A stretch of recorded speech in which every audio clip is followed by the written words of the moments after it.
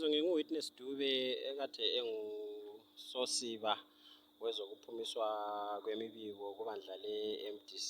Okwamanje nje sengililunga leZanu PF elingela okuthile engathi ngikuphiwe ukuthi ngikwenze ngaphandle kokukhampenela ibandla leZanu PF.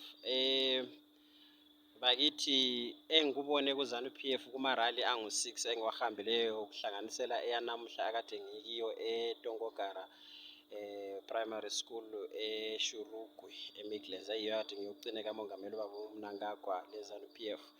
Kungitshengisele nje ukuthi ku-opposition hayi kusasemnyameni, kusakumnyambambile, ikhatshana kakhulu i-opposition ukuthi ibe ingakwanisa ukuthi ibuse ilizwe yenze ngcono kuleZanu PF, ngoba ungakhangela inhlelo zeZanu PF, indlela okuhlelwa ngayo amarali, indlela ibandla lakhona elihleleke ngayo, indlela elibeka khona sobala inhloso yalo esingathi i-agenda ebantwini. Kulula nje ukuthi ubone ukuthi yikho ibandla leZanu PF lihlala linqoba. Ubusukhangela into eziningi eziyabe zichothozwa i-opposition ngebandla leZanu PF ezifana lokuthi bayathwala abantu ngamabhasi, bayapha abantu ukudla.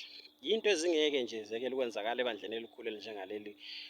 Sikhangela ukuthi kuyabe kubuya abantu abaningi kakhulu abavela endaweni eziningi ezitshiyeneyo, bebuye ebusuku ngokuthanda ibandla. Kumele badle abantu, kumele bahambe okulesizotha okulokubahlonipha phakathi. So nxa usuphakathi kuZanu PF khona ukubona ukuthi konke khonokho kwama-regalia, ukuthi bayaphiwa izikipa, konke yindlela ibandla elizehlisa ngayo kubalandeli balo ukuze likwanise ukukhulumisana labo, lixhumane labo. Kulobudlelwano nje phakathi kweZanu labantu beZimbabwe obubonayo ukuthi bavela baqalisa ngesikhathi kulwelwa impi yenkululeko, baqina kakhulu amabandla eZanu le-PF ZAPU esebambene, akusoze baqanyulwa muntu.